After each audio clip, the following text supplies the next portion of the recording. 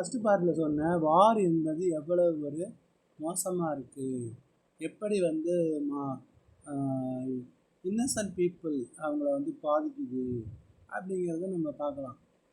Strange meeting, Wilfred Owen, anthem for doomed youth, அப்புறம் இது மாதிரி இப்போ அன்றாட வாழ்க்கையில் கூட even in the present contemporary society, how Israel is bombarding the Palestinians, more than 46,500 people were killed.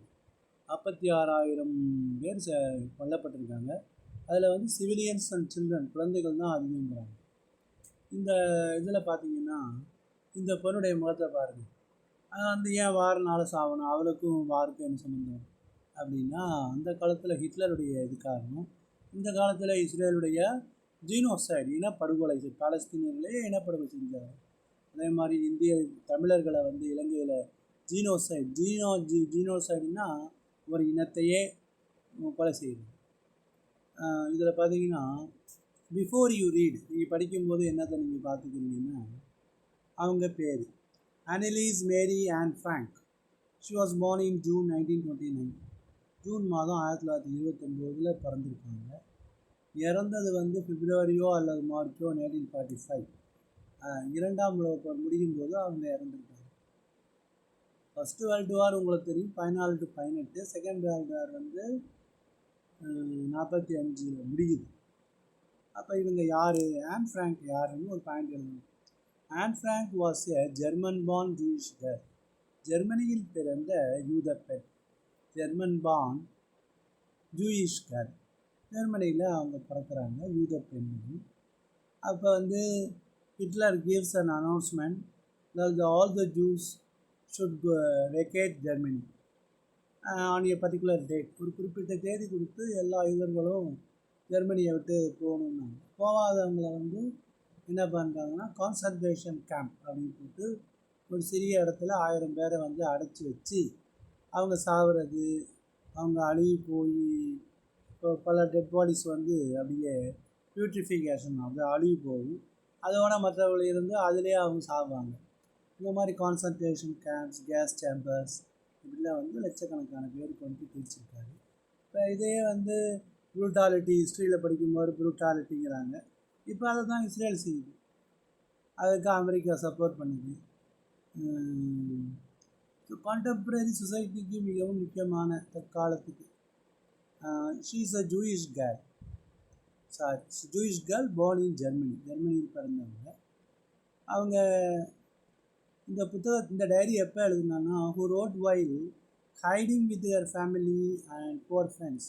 4 நண்பர்களோடு தன் குடும்பத்தினரோடு சேர்ந்து நம்ம அப்பாவுடைய வேலை ஆஃபீஸில் வந்து பதுங்கியிருக்காங்க.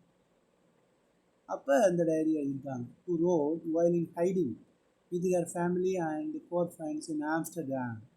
ஆம்ஸ்டர்டாம் ஜெர்மனிலேருந்து ஹாலந்து நாடு, அதாவது நெதர்லாண்ட்ஸுக்கு தப்பிச்சு போயிடுறாங்க. ஆனாலும் அங்கேயும் வந்து யூதர்கள் வந்து ஜெர்மன்ஸ் வந்து ஹாலந்தையும் கைப்பற்றுறாங்க. அப்போ அந்த ஆம்ஸ்டர்டாம் அவங்க வந்து அந்த கான்சன்ட்ரேஷன் கேம்பில் அடைக்கப்படுறாங்க. அப்போ அந்த டைஃபஸ் அப்படிங்கிற வியாதினால அவங்க இறந்து போகிறாங்க. இவங்க என்ன பாவம் செஞ்சாங்க அப்படின்னு சொல்லியிருக்காங்க. தனது ஃபோட்டோவை பற்றி அவங்க பெருமையாக போட்டு நான் ஹாலிவுட்டில் நடிக்கணும் அப்படின்னு சொல்லிட்டு போட்டிருக்காங்க. இப்படிப்பட்ட ஒரு சிறுமியை போய் அவங்க கொலை பண்ணியிருக்காங்க. கொலை பண்ணுறதுனா என்ன, அதில் ரீசன் என்ன, benefit, what profit you get from killing innocent people. War என்ற ஒரு அரக்கன் இருக்கிறாங்கன்னு சொல்கிறாங்க. German occupation of the Netherlands. நெதர்லாண்ட்னா ஹாலந்து தான்.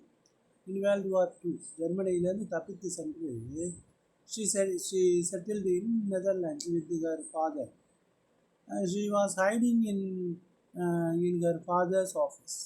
Her family had moved to Amsterdam after the Nazis gained power in Germany, but were trapped. ஆனால் மாட்டிக்கொண்டார்கள் when the Nazi occupation extended into the Netherlands. As persecution துன்புறுத்துதல் against the Jewish population increased, the family went into hiding. போய் ஒழிஞ்சுக்கிறாங்க.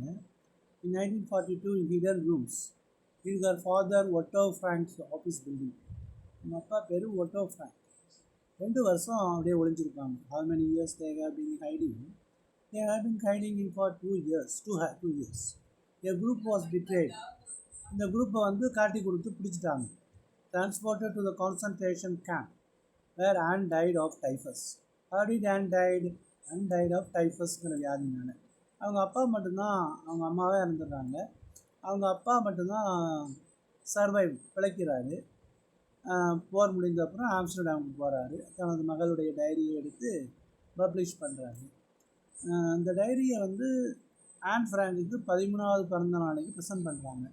அதுலேருந்து அவள் எழுதிய சம்பவங்களை வந்து இதுவாக சொல்கிறாங்க. முதல்ல அந்த டைரியை ஏன் எழுதுகிற அப்படின்னு சொல்கிறாங்க. Paper has more patience than people. மக்கள்கிட்ட போய் ஒன்று சொன்னால் அவங்க கேட்க மாட்டாங்க, ஆனால் பேப்பரில் நம்ம விரும்பியதை எழுதலாம் அப்படிங்கிறாங்க. தனது பாட்டியை பற்றி அன்பாக குறிப்பிட்டிருக்காங்க. இந்த சம்மர் ஆஃப் 1941 கிராண்ட்மா ஃபெல்லில் எனது பாட்டி நோய்வாய்ப்பட்டால் அண்ட் ஹேட் அன் ஆப்ரேஷன். அதனால் என் பிறந்தநாளை வந்து செலிப்ரேஷன்லாம் கொண்டாடணும் அப்படிங்கிறாங்க. 41 ஒரு ஆப்ரேஷன். கிராண்ட்மா டைட் இன் ஜனவரி 1942. 42 இறந்துடுறாங்க.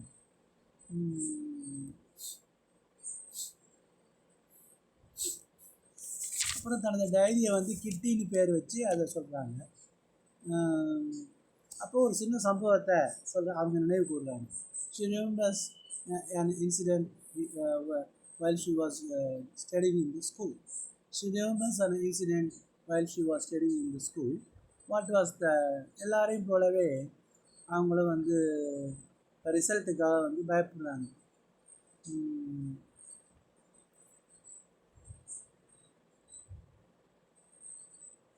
ஆளாறு கிட்டிங்கிறது இந்த டைரிக்கு ஒரு நேம் கொடுத்துருக்காங்க.